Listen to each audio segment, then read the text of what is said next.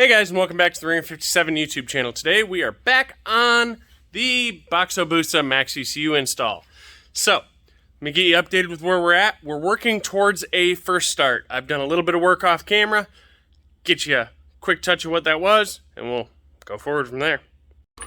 Alright, so off camera, you guys, I went ahead and ran all of the wires I needed for the start button, the ground for the start button, because I'm ground controlling all of these circuits, and the main ignition all the way back, along with the fan wiring,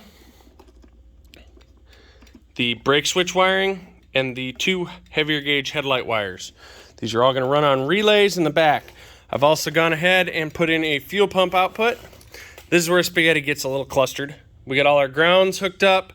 We got these two relays working. This relay is not hooked to anything, hence half the frickin' spaghetti right now. Needs all routed nice and cleaned up. We got the max mounted. It is a little crooked, but it worked out better that way because the plug wasn't on quite such a hard kink over. It just didn't seem right, so I wanted it straight out of the way they have it secured. Just worked out nicer. Get this battery tender back on here. We've gone ahead and put our jumper in our starter solenoid and our grounded output to the button. Everything there is working. We got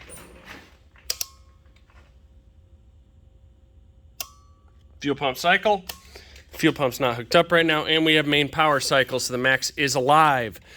We're going to go ahead and check for cranking RPM signal. I'm going to get the laptop over here, get it hooked up, and we'll be right back. Well, guys, and the reality of it is, it don't always work the first time. So I've gone ahead, I got the starter working. I got everything working.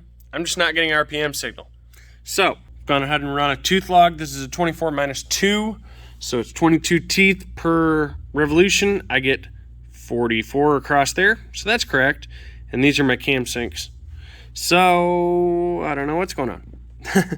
I got to do a little more digging. It may want falling edge, rising edge. There may be a few things I got to switch up. I'm not going to get too into detail on that. But once I get RPM signal, we'll be back. All right, guys, and we're back. So, turns out you got to have the injector harness to get a good RPM signal with this. Don't know why. I'm sure it has something to do with it, but we do. We also had to assign the injectors appropriately. In this application, you have primary 1, 2, 3, and 4. And then your secondaries are 1 and 4 and 2 and 3 because the Sport only has 6 injector outputs. But now, we have RPM and a very low battery. So hopefully the charger can keep up. It says it's charged. It's lying there, now it's charging again. So we're gonna let that charge up while I put a fuel tank on here and put some gas in it after I get the airbox on, and hopefully this thing says vroom.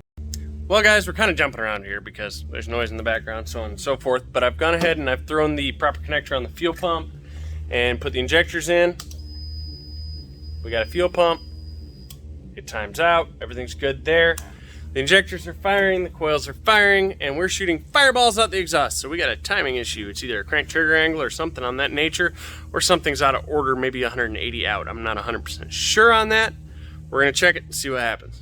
All right, guys, so after a whole lot of work to find out that I put the coil plugs on backwards, they're assigned backwards in the ECU, so I just reassigned them the other way around. We're running, and a little tweaking about, 2 minutes. We're revving. So we're done with this portion. We're gonna move on to the air shifter, nitrous, and all that good shit. And then we're gonna get it ready for the dyno. We still got chain sprockets, a whole bunch of crap on this list. I got a whole board behind me that I gotta go through. Thanks for watching, guys.